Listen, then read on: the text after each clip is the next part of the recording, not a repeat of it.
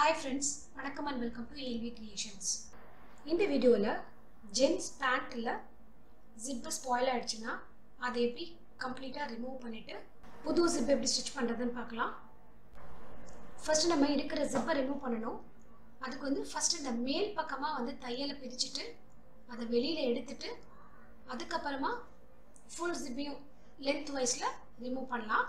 இந்த மாதிரி ஆல்ட்ரேஷன் வர்க்ல நமக்கு தையல் பிரிக்கிறதுக்கு தான் அதிக டைம் ஆகும்.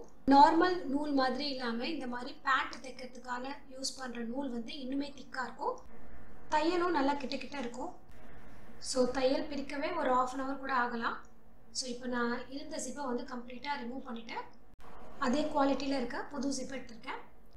ஃபர்ஸ்ட் நம்ம லென்த் போதுமான அளவு இருக்கான்னு பார்த்துக்கலாம். இது கொஞ்சம் அதிகமாகவே இருக்கு. ஸோ அதை நான் மேல் பக்கம் கட் பண்ணிக்கிறேன்.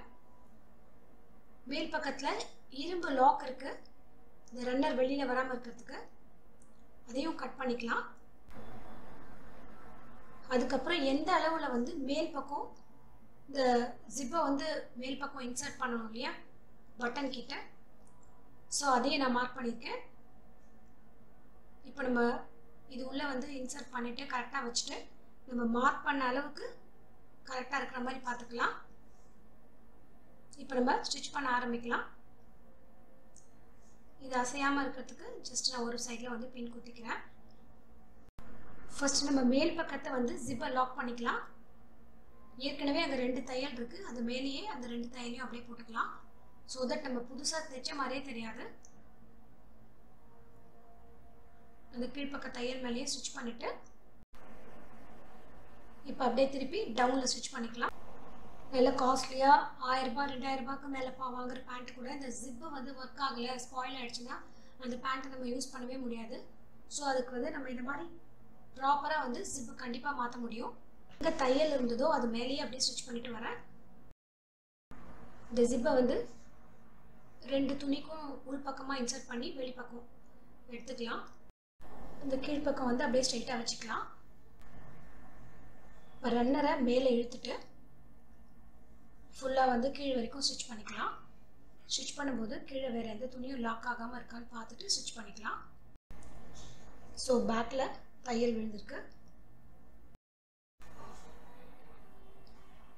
எண்டு வரைக்கும் ஸ்டிச் பண்ணிவிட்டு அப்படியே திருப்பி ஸ்ட்ரெயிட்டாக மேலே ஃபுல்லாக ஸ்டிச் பண்ணிவிட்டு வெளியில் எடுத்துடலாம். இந்த பக்கம் நம்ம தைக்கிறதுக்கு முன்னாடி நம்ம மேல் பக்கம் தையல் போடும்போது அது எந்த இடத்துல இருக்கணும் அப்படிங்கிறத நம்ம மார்க் பண்ணிக்கலாம். இந்த லைன் ட்ரா பண்ணிக்கிறது ரொம்ப இம்பார்ட்டண்ட். ஏன்னா பார்த்தீங்கன்னா இந்த மேல் பக்கம் நமக்கு ஜிப் அட்டாச் பண்ண தையலே இருக்காது.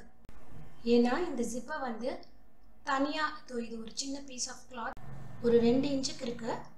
இதை இந்த ஜிப்போட அட்டாச் பண்ணிட்டு அந்த கிளாத்தை தான் இந்த பேண்ட் கிளாத்தோட இந்த இடத்துல அட்டாச் பண்ணியிருக்காங்க. பட் இப்போ நம்ம இந்த மாதிரி தைக்க முடியாது.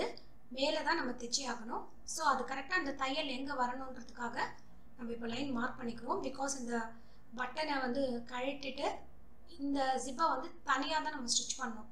ஸோ அப்போ 2த்துக்கும் ஈக்குவலாக இந்த தையல் முடியணும். அதனால தான் நம்ம ஏற்கனவே இந்த இடத்துல ரெட் மார்க் பண்ணோம்.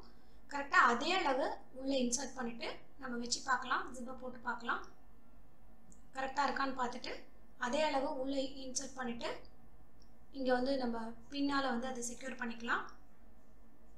இப்போ அந்த பக்கம் தைச்ச மாதிரியே இந்த பக்கமும் இப்போ தைக்கணும். மறுபடியும் ஒரு முறை செக் பண்ணிக்கிறேன். இதுலேயுமே அகைன் மேல் பக்கம் ஃபர்ஸ்ட் ஜிப்பை செக்யூர் பண்ணிடலாம். இந்த பக்கமும் அதே மாதிரி மேல் பக்கத்துலேயே 2 தையல் இருக்கு.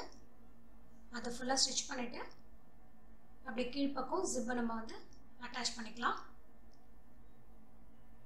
இந்த மாதிரி தைச்ச பேண்ட்ல இந்த ஜிப்பெல்லாம் வச்சு தைக்கிறது கொஞ்சம் கஷ்டமாக தான் இருக்கும். ஸோ நம்ம இதை ரொம்ப பொறுமையாக பண்ணணும்.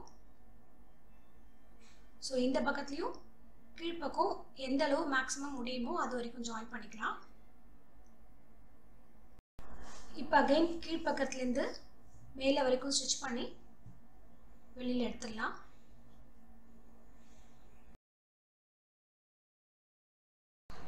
ஃபைனலாக கீழ்ப்பக்கம் மட்டும் ஜாயின் பண்ணணும். ஸோ இந்த ஜிப்பை இந்த மாதிரி க்ளோஸ் பண்ணிடலாம்.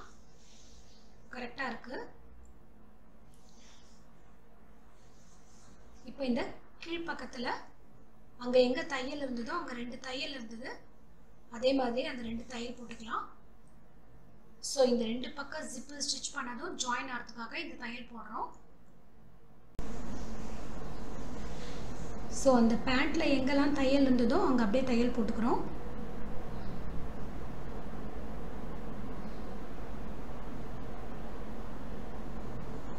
இப்போ நமக்கு இந்த இடத்துல வளைவாக ஸ்டிச் பண்ணி விட்டுருப்பாங்க, அதே மாதிரி நம்மளும் வளைவாக அதே அளவுக்கு ஸ்டிச் பண்ணிக்கலாம்.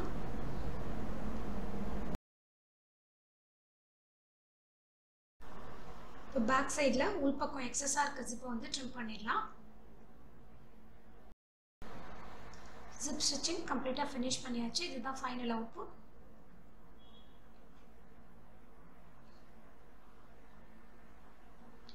இந்த வீடியோ உங்களுக்கு ரொம்ப யூஸ்ஃபுல்லாக இருந்திருக்கும்னு நினைக்கிறேன். Thanks for your love and support. See you all in my next video. Have a great day.